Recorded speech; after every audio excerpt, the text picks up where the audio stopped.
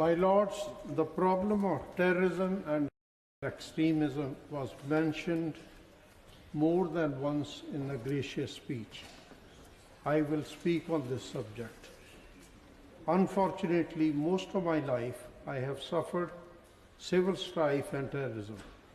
First as a young child in 1947, killing and carnage that followed partition of India.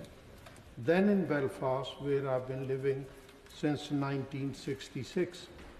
There were some 16 bomb attacks on my businesses.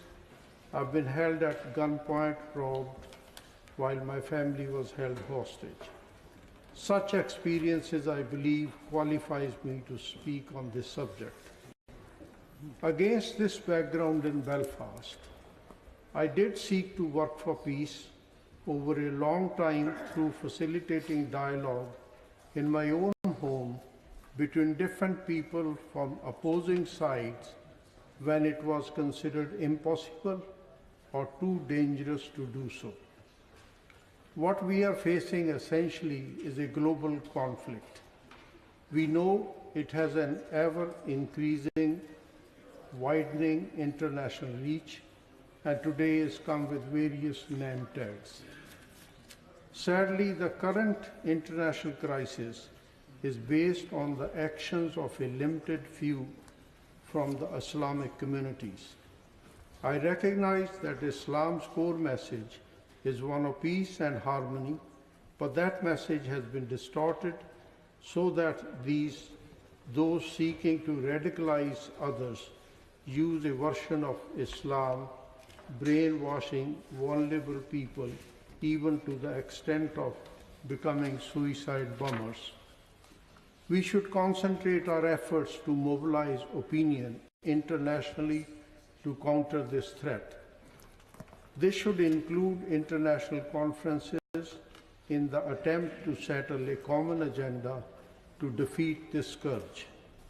We must also explore whether there are any deep-seated reasons and genuine grievances being exploited to radicalize young people who are otherwise born and brought up in peaceful, otherwise peaceful European cities.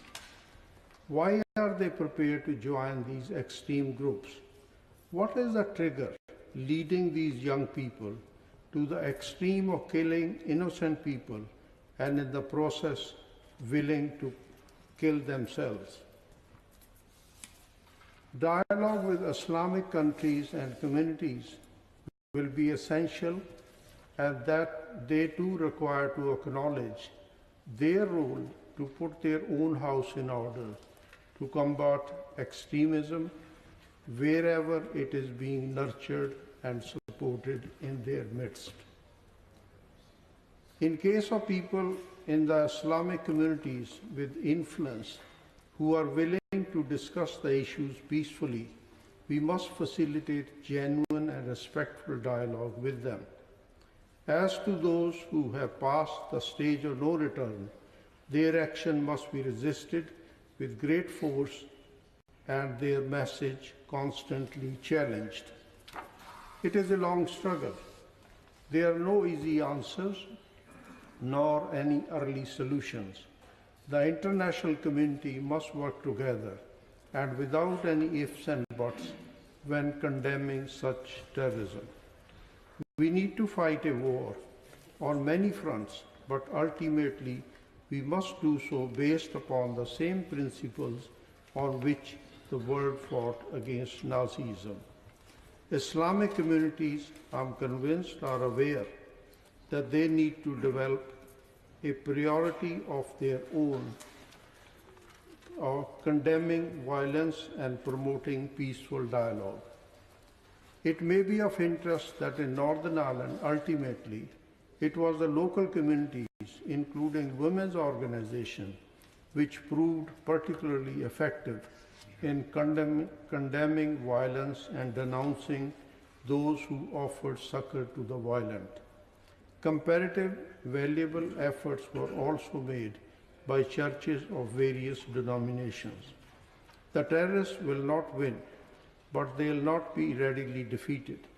This requires international commitment and effort at every level. This war is likely to prove a long haul, but terrorism can ultimately be isolated and defeated.